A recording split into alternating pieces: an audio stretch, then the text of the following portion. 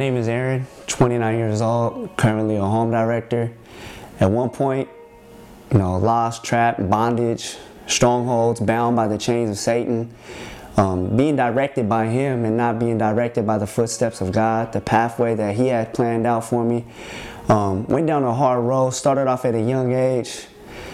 Just sharing that, being at 7 years old, that I started smoking a lot of weed, marijuana. They say that it's not a gateway, but it went from there all the way to about 9 years old, started drinking, getting real heavily involved in alcohol and hanging out with the people in my neighborhood back at home in San Diego. I wasn't always living out here in Henderson, right here in Nevada, but I did come from California. People like to quote it the home of the gangbang, the mentality of where it's a perspective of people just hurting, struggling, prostitution.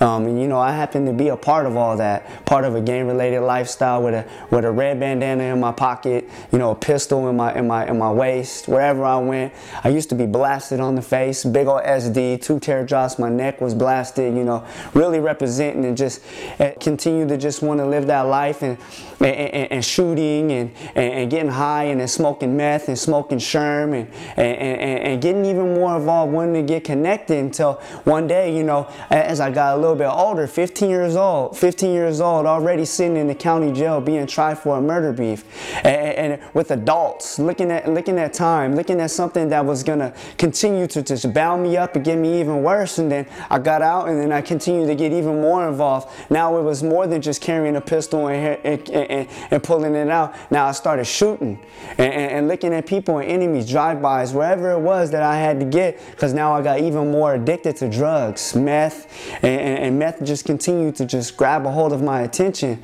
I'm in an apartment living right there on Indios and Boulder Highway, hanging out with some people, and mind you, I'm just in that addiction of that meth, and then gradually that question popped up. And I asked, do you believe in Jesus? Do you believe in God? It's kind of funny because I was under the influence and I was still being high. But I'm the one asking, do you believe in God? Because if you take it back, when I was younger, my dad, he was a deacon. He was a preacher. He was a man of God, a soldier, a devout man of God. This is the same person who brought me into church when I was at a young age, but I backslid. I wanted to straddle the fence and more going after the desires of my flesh, that carnal man. And now that I'm here and I think back, at that time I'm like, I knew that there was a God and I wanted to get a hold of that, so I started asking that question. And I just got up and I don't know what entered my mind, what it was that decided to make me want to just get up and walk. But I told him, you know what, I'll be back.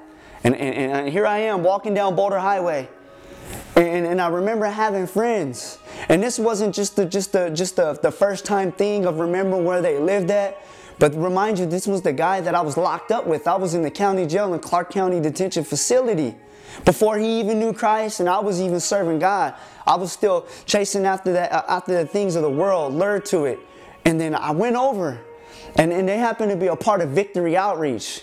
And they weren't in the men's home or nothing like that. They were just struggling, still trying to get a hold of their life. And God used them that day. God used them to minister to me and share with me that there is a place, there is a hope. And there was another friend that I knew. And he was in the men's home, and he shared, and I started to question, like, man, God is really getting a hold of his life, because me and him came up with a rough upbringing. Me and him were real close, and we knew each other, and he's in the home. And I was like, man, if God could do something in his life and change him coming from the same mentality, then I know that there's hope for me. Hey, do you have that number? And then I got that number, and then I called the Vegas church. I talked to someone over the phone, and they said, you know what, that this isn't where you're going to be able to go, but let me give you the number to the home on the 28th Street. I called. The beds were full. There was no space for me to go in there. I could have stopped. I could have said, you know what, I'm going to give it up. You know what, this isn't of God. I'm going to continue to keep going and doing what I'm doing. But then they gave me a number to the North Las Vegas home. I called over there. The beds, once again, was full. And then right then and there, I could have gave up again, but then I was like, no, God is pushing me. God is pulling me to something better. Because obviously I'm not here for no reason, but for a purpose. And I don't know exactly what it is, but I knew that I had to get a hold of God. I needed God to enter into my heart, to make that transformation, because I'm sick and tired at this time. And, you know, I was having thoughts of doubt, wanting to give up, but then, you know, they prayed for me. And then gradually, some guy just came up and said, you know what, there's a home in Henderson. And then I called the number at the home in Victory Outreach Henderson, and then praise God that there was a door that was open, a bed that was open for me. And I came in the home. I came in the home with different values, different principles, a perspective that I was thinking like, okay, I'm gonna go into the home.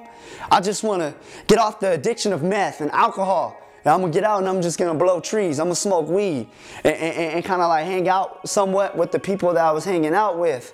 But how did I know that, you know, one day that coming into the home, as time progressed, that God was going to change my life? God took that perspective away. God said, you know, you don't need weed. All you need is me. All you need is my love. All you need is my grace. And all those years, all those times of being scrutinized and being spoken that I would never amount to nothing.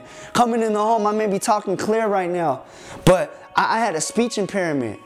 I had a speech impairment of stumbling with my words and my speech, and I would slur. And not only that, you know, a lot of other things like speaking to the voices, entertaining the voices that was once in my head. I can't say honestly if it was just because the drugs that got a hold of me, but I would hear things. I would see well, you know, people say see voices and hear people, but I heard voices and I saw things. And I would entertain the voices. I would come into the home and I would still hear voices, and I would still entertain to them. I would still talk to them. I would want to fight my home director. I would want to fight the guys in the home because I had that anger. I had that animosity. I never knew what it was like to be loved. But then now I'm seeing what love really was. Love was more than just a word on your lips. Love was an action, something chosen to do, to apply. And you know what? I looked at them and I was just like, I started breaking. I cried and I was just like, thank you, Lord. If someone can change them that was worse off than me and just as bad as I was, then I know that there is love in them. And I wanted to have that love. I wanted to learn how to love people just like them. Well, my definition of the men's home and the women's home is basically something that was created and thought about in God's heart, in God's mind. Just like in the Old Testament, you know, God told Moses, when you come into the promised land, build places of refuge so that certain people can go in and find rest. And Moses gave it to Joshua, and Joshua executed it. And there was houses of refuge built in the promised land, because God knew in His sovereign wisdom that there was going to come a problem up ahead. And in the same way, God put it in Pastor Sonny to build homes such as this, for people like myself and like so many others can go and also find a place of refuge and hope, and receive their dignity back. And not only that, but then receive purpose and a plan for their lives. And you know, I liken the home, I mean, the power that's in the home, I liken it like the pool of Bethesda, you know, in John chapter 5, where there was a whole bunch of people waiting for the moving of the water. And the first one that got in got delivered or healed of whatever it was. Well, that just happened once a year, you know, the stirring of the water. I liken the home, men's home and the women's home, like a continual, let me say that one more time, a continual moving of the water, where 24/7, it doesn't matter if you come in or crawled in, however you come in, with whatever problem, you know, the stirring of the water is happening. And immediately the power of God, you know, meets whosoever with whatever problem they have, and the miracle begins to take place. And basically that's what the home is all about. This is God's house. This is where God shows off, you know, His power, His grace, His mercy, His love to whosoever That's what the home is, as far as I'm concerned. God bless you.